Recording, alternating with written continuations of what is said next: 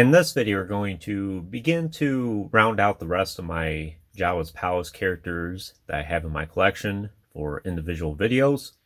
And I figured I would start off on a high note with arguably one of the most popular characters from the entirety of the vintage collection, the Gamorrean Guard.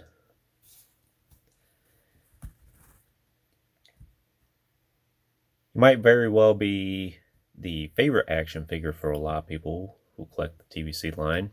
He certainly was one of the main highlights from TVC 1.0.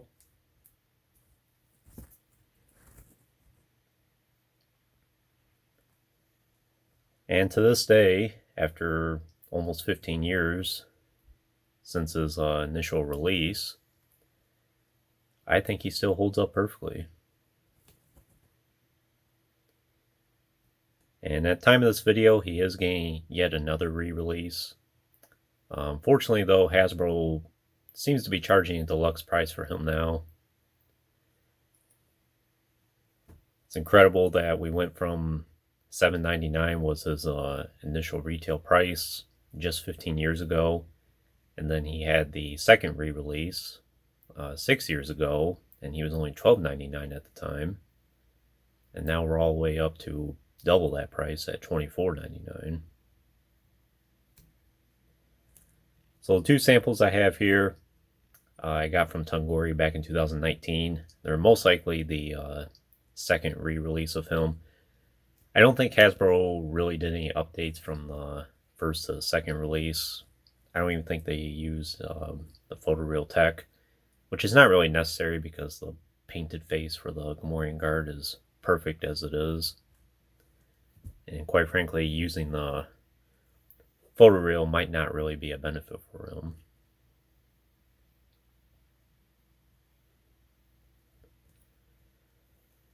So for the head sculpt there, it is perfect. I really like all the details that Hasbro put into the paint here. You can see his eyes there, you can see the snout, you can see his teeth there. Definitely captures that pig-like appearance.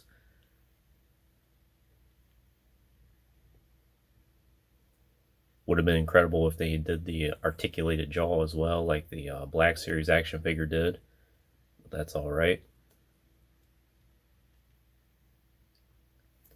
You have his horns here, and you do have the removable helmet as well.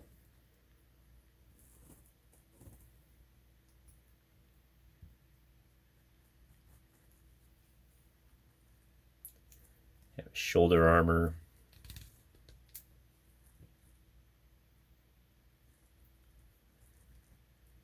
See his gauntlets here and the detail in his hands.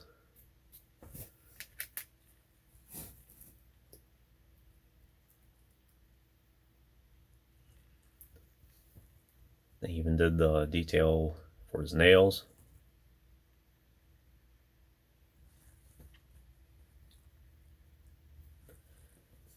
As for his outfit here, a lot of it's hidden because of this extra large soft goods fur. I would assume it's supposed to be like a belt of some sorts, or just part of his uniform. But you do have the belt here, and then the strap that goes over his shoulder.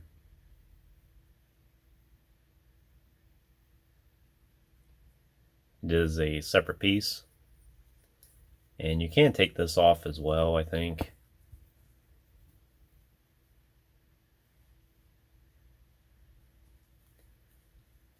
Rather not do that, because oftentimes once you take those off and try to put them back on, they never go back on the same way again. But just kind of give you an idea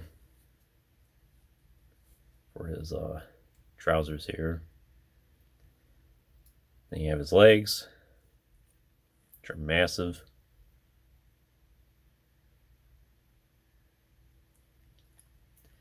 And then you have his sandals, and they did the detail for his feet.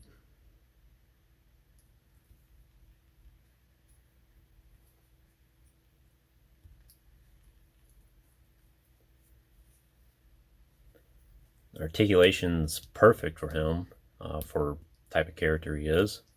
So he does have the ball joint, the neck, a little bit of a different angle. It's not totally vertical, but it has a really good range of motion. Can even get him to look up and down quite a ways. He does have hinge at the shoulders. Armor's a little restrictive, but it's not really a big problem, and you could probably work with that some. Does have hinge at the elbow. Doesn't go quite to 90. It's pretty close though. I'd say that's probably like 80, 85 degrees. And then you have a swivel wrist, then a swivel waist, I think. Yeah. But I would be careful articulating his waist because of this pelt here. You do have swivel hips, which doesn't have a huge range of motion. That's because of the way the engineering of it is. I suppose he would benefit from having the hinged hips at least, but that's alright. You have hinged knees. Move pretty good. And then you do have hinged ankles as well.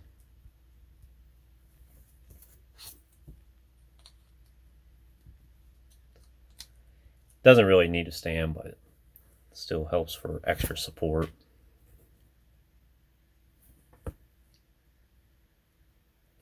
In terms of accessories, he has a lot of them. So of course his helmet here,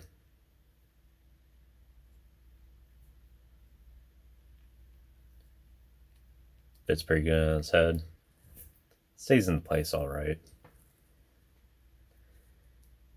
Then you have an axe.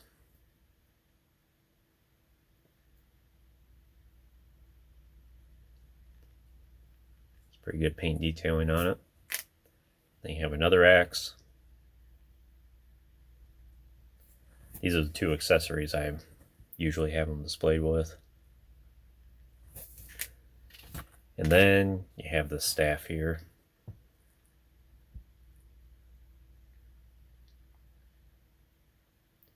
Kind of hard to get this one in his hands because his grip doesn't have a whole lot of flexibility to it. And because of the end here, it's going to be hard to put that in his hand.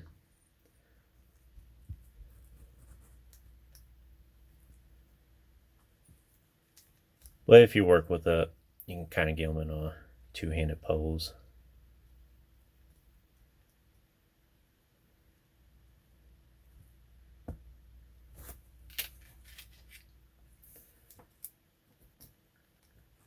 Well, most of the time I'm doing something like this.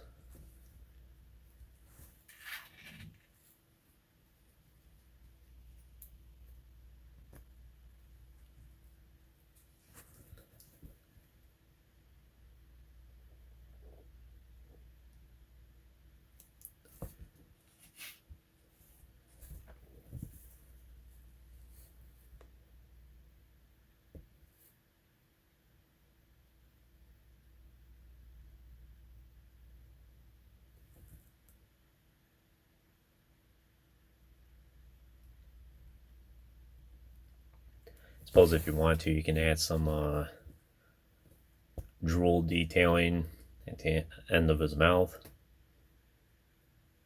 Not sure if the Black Series action figure did that. I wouldn't mind getting that action figure at some point, but even back in the day when he was initially released, it was kind of expensive. And even more so now.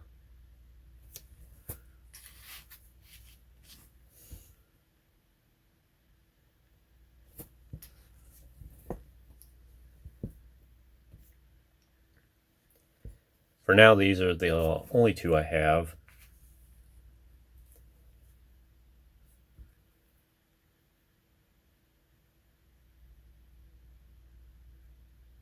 But I would like to get it at least two more at some point. I think 4 would be a nice round number. Perhaps I'll get the third re-release especially if I can find it for a good price or on sale.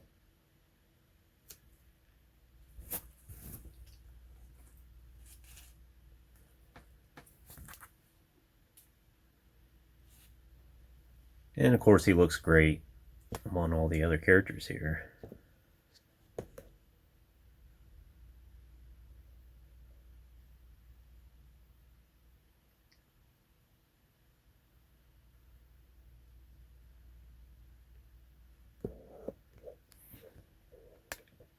But I think that's all I can tell you about the Gamorrean guard for now.